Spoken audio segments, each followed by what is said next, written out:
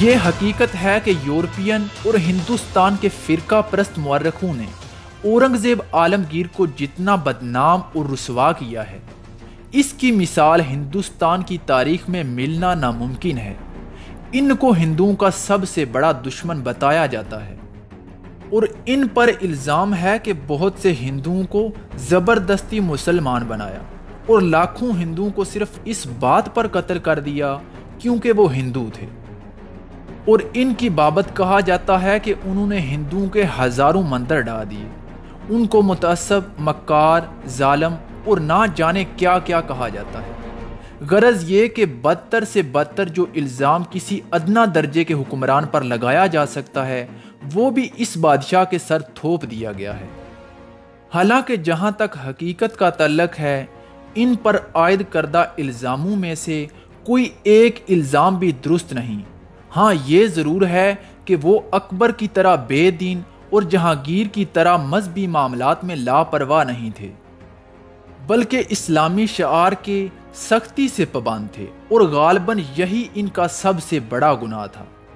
اورنگزیب عالمگیر کے بارے میں اکثر کہا جاتا ہے کہ وہ ہندوؤں کے سب سے بڑے دشمن تھے، لیکن ان پر ہندو کشی کے الزام کی اصل حقیقت کا اندازہ اس سے لگایا جا سکتا ہے کہ ان کا سب سے بڑا فوجی سپہ سالار راجہ جے سنگھ تھا۔ چنانچہ جب تک راجہ جے سنگھ زندہ رہا، اورنگزیب عالمگیر نے جنگی معاملات میں اس ہندو جرنیل کے مقابلے میں کسی مسلم سپہ سالار کا اعتبار نہ کیا، یہاں تک کہ اورنگزیب عالمگیر نے اپنے ماموں شائستہ خان کو دکن سے ہٹا کر شیواجی کے مقابلے کے لیے راجہ جے سنگھ کو بھیجا تھا۔ اگر اورنگزیب متعصب یا تنگ نظر ہوتا تو وہ ایک ہندو کی سرکوبی کے لیے کبھی دوسرے ہندو کو نہ بھیجتا۔ راجہ جسونت سنگھ، جس کے بارے میں یہ عیاں تھا کہ وہ اورنگزیب عالمگیر کا سب سے پرانا دشمن تھا، لیکن جسونت سنگھ کے پرانے باغی ہونے کے باوجود اورنگزیب عالمگیر نے اس کے سپرد کابل جیسا اہم صوبہ کیا تھا جہاں 100% کٹر مسلمان تھے۔ کیا کوئی متعصب بادشاہ ایسا کر سکتا ہے؟ اس کے علاوہ اورنگزیب عالمگیر کی جنگی سرگرمیوں پر نظر ڈالی جائے تو پتہ چلتا ہے کہ ان کے 50 سالہ جنگی جدوجہد میں راجپوت برابر ان کے دوش بدوش لڑ رہے ہیں، اور انہوں نے اپنے بیٹوں پر تو شبہ کیا مگر کسی راجپوت کی طرف کبھی کسی قسم کا شبہ ان کے دل میں نہیں آیا۔ مہارانا اودے پور بہت سے راجاؤں کو متحد کر کے اورنگزیب عالمگیر کے خلاف اعلان بغاوت کر دیتا تھا، لیکن جب اسے شکست اور ناکامی ہوتی تو وہ اورنگزیب عالمگیر سے معذرت کر لیتا تھا، اور اورنگزیب عالمگیر خندہ پشانی کے ساتھ اسے گلے لگا لیتے تھے۔ اس کے علاوہ جودھ پور، اودے پور، کوچ بہار اور دوسری سینکڑوں ہندو ریاستیں جو اندرونی معاملات میں بالکل آزاد تھیں، اورنگزیب عالمگیر جوں کی توں برقرار رکھتا ہے۔ ان کو کبھی مغلیہ حکومت میں شامل کرنے کی کوشش نہیں کرتا، لیکن وجے پور اور گولکنڈہ کی اسلامی حکومتوں کو فنا کر کے مغلیہ حکومت کا جزو بنا لیتا ہے۔ کیا ہندو دشمن بادشاہ کے لیے ایسا کرنا ممکن ہے؟ اس کے علاوہ منصب، خطابات اور جاگیروں کی تقسیم میں اورنگزیب عالمگیر نے کبھی نہ کسی مسلمان میں امتیاز کیا اور نہ ہندو میں، سب کو کھلے دل کے ساتھ نوازا۔ مگر کیسا ستم ہے کہ پھر بھی اس کو ہندوؤں کا کٹر دشمن کہا جاتا ہے۔ کیا یہ اورنگزیب عالمگیر کے ساتھ کھلی نا انصافی نہیں ہے؟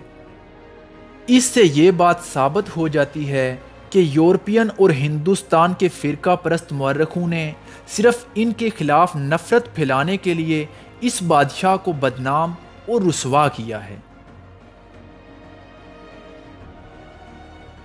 مغلیہ سلطنت میں اورنگزیب عالمگیر پہلے بادشاہ ہیں جنہوں نے قرآن مجید حفظ کیا اور فارسی مضمون نویسی میں نام پیدا کیا۔ اس کے علاوہ گھڑ سواری، تیر اندازی اور فنون سپہ گیری میں بھی کمال حاصل کر لیا۔ 17 برس کی عمر میں 1636 عیسوی میں دکن کے صوبے دار مقرر ہوئے۔ اسی دوران میں آپ نے کئی بغاوتوں کو فروغ کیا اور چند نئے علاقے بھی فتح کیے۔ شاہ جہان کی بیماری کے دوران دارا شکوہ نے تمام انتظام حکومت اپنے ہاتھ میں لے لیے تھے، دارا شکوہ کی اس جلد بازی سے شاہ جہان کی موت کی افواہیں پھیلنے لگیں اور ملک میں ابتری پھیل گئی۔ ان خبروں کے سننے کی وجہ سے شاہ شجاع نے بنگال میں اپنی بادشاہت قائم کر لی اور آگرہ پر فوج کشی کے ارادے سے روانہ ہوا۔ بنارس کے قریب دارا شکوہ اور شجاع کی فوجوں میں جنگ ہوئی، جس میں دارا کو فتح حاصل ہوئی۔ اورنگزیب عالمگیر نے مراد سے مل کر دارا شکوہ کے مقابلے کی ٹھانی اور اجین کے قریب دونوں فوجوں کا آمنا سامنا ہوا۔ اورنگزیب عالمگیر کو فتح ہوئی اور دارا کو شکست ہوئی۔ اس کے بعد سامو گڑھ کے قریب پھر لڑائی ہوئی، جس میں اورنگزیب عالمگیر کو دوبارہ کامیابی ملی۔ اس کامیابی کے بعد اورنگزیب عالمگیر ابو المظفر محی الدین کے لقب سے تخت پر بیٹھے اور آپ نے ہندوؤں اور مسلمانوں کی فضول رسمیں ختم کر دیں اور فحاشی کا انسداد کیا اور خوبصورت مقبروں کی تعمیر و آرائش ممنوع قرار دے دی۔ قوال، نجومی، شاعر موقوف کر دیے گئے، شراب، افیون اور بھنگ بند کر دی گئی، درشن جروکا کی رسم ختم کر دی گئی اور بادشاہوں کو سلام کرنے کا اسلامی طریقہ رائج کیا۔ اس کے علاوہ سکوں پر کلمہ لکھنے کا دستور بھی ختم کر دیا گیا۔ کھانے کی جنسوں پر ہر قسم کے ٹیکس ہٹا دیے گئے۔ جس زمانے میں اورنگزیب عالمگیر اپنے بھائیوں سے لڑ رہے تھے اور اپنی حکومت کے استحکام کی کوششوں میں لگے ہوئے تھے، مرہٹوں کی طاقت جنوبی ہند میں برابر بڑھتی چلی آ رہی تھی اور انہوں نے جنوبی ہند میں بری طرح سے لوٹ اور غارت گری برپا کر رکھی تھی۔ اورنگزیب عالمگیر کے 2.5-3 سال خانہ جنگی میں اور اس کے بعد اپنی حکومت کے استحکام میں صرف ہو گئے تھے۔ اس دوران میں وہ دوسرے ملکی معاملات کی جانب توجہ نہ دے سکے، چنانچہ اس مدت میں مرہٹوں نے اپنی طاقت کو اچھی طرح مضبوط کر لیا۔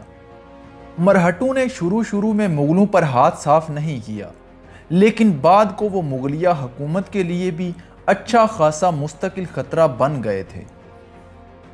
جس زمانے میں اورنگزیب عالمگیر ایام شہزادگی میں بیجاپور کے خلاف جنگ لڑ رہے تھے، شیواجی بھی ان کے ملازموں میں شامل تھا اور اس نے اپنے مقبوضہ علاقوں کی اورنگزیب عالم کے ذریعے شاہی سند بھی حاصل کر لی تھی۔ لیکن جب اس نے دیکھا کہ اورنگزیب عالمگیر بری طرح سے بیجاپور کی جنگ میں الجھ گئے ہیں اور بادشاہی علاقے فوج سے خالی پڑے ہیں، تو اس نے مغل علاقوں پر بھی ہاتھ صاف کرنا شروع کر دیا۔ ان علاقوں سے اسے بے انداز سامان جنگ اور کئی سو گھوڑے ملے، تو اس نے پہلی مرتبہ سواروں کا دستہ تیار کیا اور پٹھانوں کو اپنی فوج میں بھرتی کرنا شروع کیا، اور اس نے ایسی باقاعدہ فوج تیار کر لی جو ایک اچھے سے اچھے ترتیب یافتہ لشکر سے میدان جنگ میں آ کر بخوبی مقابلہ کر سکتی تھی۔ مغل شہزادوں کی خانہ جنگی سے بھی اس نے پورا فائدہ اٹھایا، چنانچہ وہ ایک طرف تو مغلوں کے مقابلے کے لیے اپنی فوجی طاقت بڑھاتا رہا اور دوسری جانب مغلوں سے پیام و سلام اور معذرت کے ذریعے اپنی گزشتہ حرکتوں کی معافی حاصل کر لی۔ اورنگزیب عالمگیر کیونکہ اس وقت بھائیوں کی جنگ کی وجہ سے چاروں طرف سے گھرا ہوا تھا، اس لیے اس نے شیواجی کو اچھا آدمی نہ سمجھتے ہوئے بھی اس سے بگاڑ پیدا کرنا پسند نہ کیا۔ غرض یہ کہ اس نے شیواجی کو معافی نامہ بھی بھجوا دیا اور کانکن کا انتظام بھی اس کے سپرد کر دیا۔ شیواجی کے باپ شاہ جی کی کوششوں سے اسی زمانے میں شیواجی کی سکندر عادل شاہ سے صلح ہو گئی، مگر والی بیجاپور سے صلح کرنے کے بعد شیواجی کے لیے یہ دقت پیدا ہو گئی کہ اس کے ہاتھ سے لوٹ مار کرنے کا میدان جاتا رہا۔ اس کے پاس کوئی بڑی جاگیر تو تھی نہیں، اس کا سب سے بڑا ذریعہ آمدنی یہی لوٹ مار تھی۔ 7-8 ہزار سواروں اور 50,000 پیادوں کا خرچہ وہ اسی سے نکالتا تھا، لہٰذا اس نے مغلیہ سلطنت کے علاقوں پر چھاپے مارنا شروع کر دیے۔ مغلیہ سلطنت کے شہنشاہ اورنگزیب عالمگیر نے جب شیواجی کی یہ روش دیکھی تو آپ کو اس کی سرکوبی کی جانب متوجہ ہونا پڑا۔ شہنشاہ اورنگزیب عالمگیر نے اپنے ماموں شائستہ خان کو شیواجی کی سرکوبی کے لیے بھیجا۔ شیواجی کو جب یہ معلوم ہوا کہ شائستہ خان اس کی سرکوبی کے لیے آ رہا ہے تو وہ راج گڑھ سے سنگڑا چلا گیا۔ شائستہ خان نے ایک ایک کر کے اس کے تمام علاقوں پر قبضہ کرنا شروع کر دیا، یہاں تک کہ شائستہ خان پونا پر بھی قابض ہو گئے اور اسی حویلی میں قیام کیا جو شیواجی کی بنائی ہوئی تھی۔ اس کے بعد شیواجی کے علاقوں کو تباہ و برباد اور فتح کرنے کے لیے چاروں طرف لشکر روانہ کر دیے گئے اور اس قدر تباہی مچائی گئی کہ شیواجی پریشان ہو کر پہاڑیوں میں زندگی گزارنے کے لیے مجبور ہو گیا۔ شائستہ خان نے چن چن کر پونا کے مرہٹوں کو صاف کر دیا اور حکم جاری کر دیا کہ کوئی شخص کسی مرہٹے کو نہ ملازم رکھے اور نہ شہر میں گھسنے دے۔ اس کے بعد شیواجی ایک بارات کی شکل میں پونا میں داخل ہوا اور شائستہ خان پر حملہ کر دیا۔ بڑی مشکل سے اس حملے میں شائستہ خان کی جان بچی۔ اس کے بعد شیواجی پونا سے بھاگ کر سنگڑا چلا گیا۔ اس کے دوسرے دن شاہی فوج نے سنگڑا پر حملہ کر دیا، مگر اس حملے میں مغلوں کو شکست ہوئی۔ یہ پہلی شکست تھی جو مغل سواروں کو مرہٹوں کے مقابلے میں ہوئی تھی۔ 1664 عیسوی میں شیواجی نے لوگوں پر تو یہ ظاہر کیا کہ وہ ناسک کے مندر کی یاترا کو جا رہا ہے، لیکن اس نے 4000 سواروں کے ساتھ سورت پر حملہ کر دیا۔ سورت اس زمانے میں ہندوستان کا سب سے دولت مند شہر تھا، چنانچہ اس لوٹ مار میں شیواجی کو بے انداز دولت ہاتھ لگی۔ شیواجی کے پاس دولت بے انداز موجود تھی، جاگیر بھی اس کے پاس کافی ہو گئی تھی، لہٰذا اس نے یہ طے کیا کہ وہ راجہ بننے کا اعلان کر دے۔ چنانچہ راج گڑھ میں اس نے باقاعدہ طور پر اپنی تاج پوشی کی رسم ادا کی اور مہاراجہ شیواجی بھونسلے کا لقب اختیار کیا اور اپنے نام کا سکہ بھی جاری کر دیا۔ اس کے بعد شیواجی نے ایک سمندری بیڑا بنایا اور اس سمندری بیڑے کے ذریعے اس نے سمندر میں بھی لوٹ مار کا سلسلہ شروع کر دیا۔ چنانچہ اس علاقے کے ساحل کے قریب جو بھی جہاز گزرتا وہ اسے لوٹ لیا کرتا تھا، یہاں تک کہ اس نے حاجیوں کے جہازوں کو بھی لوٹنا شروع کر دیا۔ مغل بادشاہ اورنگزیب عالمگیر کو جب معلوم ہوا کہ شیواجی نے حاجیوں کے لیے اور سمندری تاجروں کے لیے سمندری راستے بھی بند کر دیے ہیں اور دکن میں پہلے سے زیادہ طوفان برپا کر دیا ہے، تو اورنگزیب عالمگیر نے راجہ جے سنگھ اور دلیر خان کو شیواجی کی سرکوبی کے لیے بھیج دیا اور حکم دیا کہ وہ شیواجی کی ساری جاگیر کو تاراج کر کے رکھ دیں اور اس وقت تک چین سے نہ بیٹھیں جب تک شیواجی کا فتنہ ختم نہ ہو جائے۔ چنانچہ راجہ جے سنگھ نے آتے ہی شیواجی کے کئی قلعوں اور ٹھکانوں پر حملے کرنا شروع کر دیے اور بستیوں کو تاراج کر دیا گیا۔ آخر نتیجہ یہ نکلا کہ ایک ایک کر کے بہت سے قلعے شیواجی کے ہاتھ سے نکل گئے۔ ان مارکوں میں مرہٹوں نے بار بار مغلوں سے مقابلہ کرنے کی کوشش کی، مگر وہ کسی ایک میدان میں بھی نہ جم سکے۔ غرض یہ کہ راج گڑھ جو شیواجی کا دارالسلطنت تھا اور کندھانا جہاں شیواجی کے اہل و عیال رہتے تھے، ان دو مقامات کے علاوہ شیواجی کا سارا علاقہ اس کے ہاتھ سے نکل گیا۔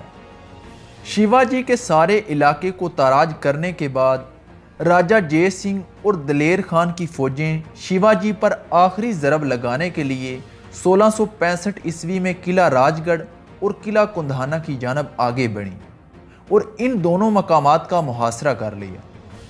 مرہٹوں نے شروع میں تو بہت سخت مقابلہ کیا، لیکن جب انہوں نے یہ سمجھ لیا کہ یہ قلعے ضرور فتح ہو جائیں گے تو شیواجی نے راجہ جے سنگھ سے معافی کی درخواست کی۔ راجہ جے سنگھ جو شیواجی کو ایک مکار آدمی سمجھتا تھا، شروع میں تو معافی دینے سے انکار کرتا رہا، لیکن جب شیواجی نے ہر طرح سے اپنی اطاعت اور بادشاہ کی خدمت گزاری کا یقین دلایا تو راجہ جے سنگھ نے شیواجی کو اپنے پاس آنے کی اجازت دے دی۔ اس فتنے کو دبانے کے بعد اورنگزیب عالمگیر نے تبت کی فتح کے لیے لشکر روانہ کیے۔ پہلے تو راجہ کو اطاعت کے لیے کہا، جب وہ نہ مانا تو جنگ شروع کر دی۔ راجہ نے ابتدا میں تو معاملے کو ٹالنے کی کوشش کی، لیکن اس کے بعد اس نے اطاعت قبول کر لی۔ اسی سال ہی اورنگزیب عالمگیر کے حکم کے مطابق شائستہ خان بنگال کے صوبے دار نے ارکان اور چٹاگنگ پر حملہ کر کے وہاں کے راجاؤں اور پرتگیزیوں کو عبرتناک شکست دی اور چٹاگنگ پر بھی قبضہ جما لیا۔ اس کے بعد مغل لشکروں نے 1666 عیسوی میں راجہ جے سنگھ کی قیادت میں وجے پور پر چڑھائی کر دی۔ اس مہم کی بڑی خصوصیت یہ ہے کہ اس میں شیواجی اور بہت سے مرہٹا سردار بھی مغلوں کے ساتھ تھے، جنہوں نے بڑی بہادری کا ثبوت دیا اور بڑے بڑے کارنامے سر انجام دیے۔ اس مہم میں سب سے پہلی فتح مرہٹا سردار نیتا جی کو حاصل ہوئی۔ اس کے بعد تو یہ حالت ہوئی کہ مغل فوج کے مرہٹا اور راجپوت سردار جدھر بھی جاتے علاقے کے علاقے فتح کرتے چلے جاتے۔ قلعوں کو سر کرنے میں مغل فوج کو شیواجی اور نیتا جی سے بہت زیادہ مدد ملی، کیونکہ ان دونوں کو قلعوں کو فتح کرنے میں بڑی مہارت حاصل تھی۔ بیجاپوریوں نے کئی جگہ پر مقابلہ کیا، ان کا مشہور سردار یاقوت بھی مارا گیا، لیکن ان کو تقریباً ہر مورچے پر شکست ہوئی۔ مغل فوج اور مرہٹے بڑھتے بڑھتے بیجاپور تک جا پہنچے۔ بیجاپور کا سارا ملک انہوں نے تاراج کر کے رکھ دیا۔ سکندر عادل شاہ اس قدر گھبرایا کہ اس نے بار بار صلح کی درخواست کی، لیکن راجہ جے سنگھ نے اسے نامنظور کیا، بلکہ اس نے فتوحات کے سلسلے کو برابر جاری رکھا۔ بیجاپوریوں نے شیواجی کو توڑنا چاہا تو شیواجی نے کورا جواب دے دیا، لیکن نیتا جی ٹوٹ کر بیجاپوریوں سے جا ملا۔ اس کے علاوہ بیجاپوریوں نے والی گولکنڈہ قطب الملک کو بھی اپنے ساتھ ملا لیا، لیکن گولکنڈہ کی فوجیں بھی بیجاپور کو تباہی سے نہ بچا سکیں۔ ہاں، اتنا ضرور ہوا کہ گولکنڈہ کی فوج کے آنے کے بعد مغلوں کی فتوحات کی رفتار سست پڑ گئی، اور اس کے فوراً ہی بعد چونکہ بارش کا موسم آ گیا تھا، اس لیے راجہ جے سنگھ کو اپنی سرگرمیوں کو کچھ عرصے کے لیے بند کر دینا پڑا۔ اس مہم کا نتیجہ یہ نکلا کہ بیجاپور کا سارا علاقہ تو ضرور تباہ و برباد ہو گیا، مگر مغلوں کو پھر بھی بیجاپور پر کامل فتح نہ مل سکی۔ بیجاپور کے مارکے میں شیواجی نے جو نمایاں خدمات سر انجام دی تھیں، اس سے خوش ہو کر اورنگزیب عالمگیر نے 2 دفعہ شیواجی کو خوشنودی کے فرمان بھیجے اور اس کی جرت اور بہادری کی بہت تعریف کی، اور اس کے ساتھ ہی شیواجی کو دہلی آنے کی دعوت بھی دی۔ بادشاہ کی دعوت پر اور راجہ جے سنگھ کے ہر طرح اطمینان دلانے پر شیواجی اپنے بیٹے سامبا کے ساتھ 1666 عیسوی میں بادشاہ کی خدمت میں دہلی روانہ ہو گئے۔ لیکن دہلی پہنچنے کے بعد شیواجی کو یہ دیکھ کر افسوس ہوا کہ نہ تو اس کا خاطر خواہ استقبال کیا گیا ہے اور نہ ہی کوئی خاص اعزاز عطا کیا گیا ہے۔ اورنگزیب عالمگیر نے راجہ جے سنگھ کے مکان کے پاس شیواجی کے قیام کا انتظام کرایا اور اسے نظر بند کر دیا گیا، لیکن شیواجی مغل پہرے داروں کو دھوکہ دینے کے بعد وہاں سے فرار ہونے میں کامیاب ہو گیا۔ شیواجی نے دہلی سے فرار ہونے اور دکن پہنچنے کے بعد نئے سرے سے مغلوں کے خلاف 1668 عیسوی میں شورش برپا کر دی، اور والی گولکنڈہ کو اپنے ساتھ ملانے کے بعد شیواجی نے مغلوں کے بہت سے قلعے فتح کر لیے۔ ان حالات کو دیکھتے ہوئے اورنگزیب عالمگیر نے مہابت خان کو 40,000 فوج دے کر شیواجی کی سرکوبی کے لیے بھیجا۔ مہابت خان نے دکن پہنچتے ہی شیواجی کے قلعوں کو فتح کرنا شروع کر دیا۔ مغلوں سے مرہٹوں کی کئی مہینے تک جنگ ہوتی رہی۔ کیفیت یہ تھی کہ کبھی مرہٹے غالب آ جاتے اور کبھی مغل حاوی ہو جاتے۔ آخر مرہٹوں کو شکست ہوئی اور مرہٹوں کے کئی بڑے بڑے سردار اس جنگ میں مارے گئے۔ اس جنگ میں آغر خان ثانی نے بڑی جرت اور بہادری کا ثبوت دیا۔ اس نے پونا تک جو شیواجی کا گھر تھا، سارے علاقے کو تخت و تاراج کر دیا۔ مگر اس کے بعد شیواجی نے جب دوبارہ مغلوں کے خلاف شورش برپا کی تو مغلوں سے بہت سے علاقے چھین لیے، یہاں تک کہ شیواجی نے اپنے باپ کی اس جاگیر پر بھی قبضہ جما لیا جو کرناٹک اور میسور میں تھی اور جس پر شیواجی کا سوتیلا بائی قابض تھا۔ شیواجی نے اس طرح مرہٹوں کے لیے ایک وسیع اور دولت مند حکومت بنا دی جس کا مرہٹے اس سے قبل تصور بھی نہیں کر سکتے تھے۔ شیواجی کے مرنے کے بعد اس کی جانشینی کا جھگڑا چلا۔ مرہٹوں کا ایک طبقہ سامباجی کے حق میں تھا اور دوسرا طبقہ سامباجی کے چھوٹے بھائی راجہ رام کو تخت پر بٹھانا چاہتا تھا۔ راجہ رام کے حامیوں کو ناکامی ہوئی اور سامباجی باپ کی جگہ راجہ بن گیا۔ اورنگزیب عالمگیر ہندوستان کا پہلا بادشاہ ہے جس نے افغانستان کے آزاد قبائل کے ان علاقوں میں جا کر فتح حاصل کی جو اس سے قبل ناقابل تسخیر کہے جاتے تھے۔ دوسری طرف دکن میں بد نظمی کی انتہا ہو چکی تھی۔ اورنگزیب عالمگیر کے پاس راجہ جے سنگھ جیسے لائق سپہ سالار نہیں تھے جو دکن کو زیر کر سکتے تھے۔ شہزادہ معظم دکن کے نظام کو برقرار رکھنے میں قطعی طور پر ناکام ہو چکا تھا اور اس کے ساتھ جو سپہ سالار تھے وہ بھی ناکام ہو چکے تھے۔ اس لیے مجبوراً اورنگزیب عالمگیر کو 1281 عیسوی میں خود دکن جانا پڑا۔ آپ نے پہلے اجمیر شریف میں حاضری دی، اس کے بعد برہان پور پہنچے۔ برہان پور سے اورنگ آباد آئے اور یہاں پہنچنے کے بعد آپ نے شہزادہ معظم کو رام درہ کے قلعوں کی تسخیر کے لیے روانہ کر دیا۔ بادشاہ کی دکن میں موجودگی کا بہت اچھا اثر پڑا۔ مرہٹوں کے قلعے ایک ایک کر کے زیر ہونے لگے۔ اس میں کوئی شبہ نہیں کہ مرہٹوں نے بڑی مردانگی کے ساتھ مقابلہ کیا، لیکن ایسی حالت میں جب کہ مغل بادشاہ اس ارادے سے دکن آیا تھا کہ وہ مرہٹوں کی طاقت کو کچلے بغیر چین سے نہیں بیٹھے گا، تو مرہٹے کہاں تک مقابلہ کرتے؟ آخر انہوں نے میدان میں آ کر مقابلہ کرنا چھوڑ دیا۔ غرض یہ کہ 3 سال کے اندر اندر 1684 عیسوی میں اورنگزیب عالمگیر نے اپنے بیشتر قلعے مرہٹوں سے واپس لے لیے۔ 1685 عیسوی میں اورنگزیب عالمگیر نے مرہٹوں سے بہت سے قلعے واپس لینے کے بعد اچانک اپنی مہم کا رخ مرہٹوں کے قدیم دوست والی گولکنڈہ کی جانب کر دیا، چونکہ اورنگزیب عالمگیر کو یہ خدشہ تھا کہ کہیں ایسا نہ ہو کہ جب وہ بیجاپور کی جانب یورش کریں تو مرہٹے اور گولکنڈہ والے متحد ہو کر مغلوں کے لیے پریشانیاں پیدا کر دیں۔ گولکنڈہ کی فوجوں نے ابتدا میں تو شاہی لشکر کا مقابلہ کیا، لیکن بعد میں ان کے پاؤں ایسے اکھڑے کہ مغل فوجیں حیدرآباد تک جا پہنچیں۔ گولکنڈہ کی مہم سے فارغ ہونے کے بعد اورنگزیب عالمگیر نے اپنی فوجوں کا رخ بیجاپور کی طرف کیا اور اسے بھی فتح کر لیا۔ اس کے بعد 1688 عیسوی میں مرہٹوں کے سردار سامبا جی کو گرفتار کر کے اورنگزیب عالمگیر نے قتل کرا دیا۔ مرہٹا قوم جس کو کہ سامبا جی کی نااہلیت نے مردہ بنا دیا تھا، سامبا جی کے قتل سے اچانک اس میں نئی لہر پیدا ہو گئی۔ چنانچہ مرہٹوں نے سامبا جی کے چھوٹے بھائی راجہ رام کو قید خانے سے نکال کر تخت پر بٹھا دیا اور مرہٹوں نے قسم کھائی کہ جب تک ہم مغلوں سے سامبا جی کے خون کا بدلہ نہ لے لیں چین سے نہیں بیٹھیں گے۔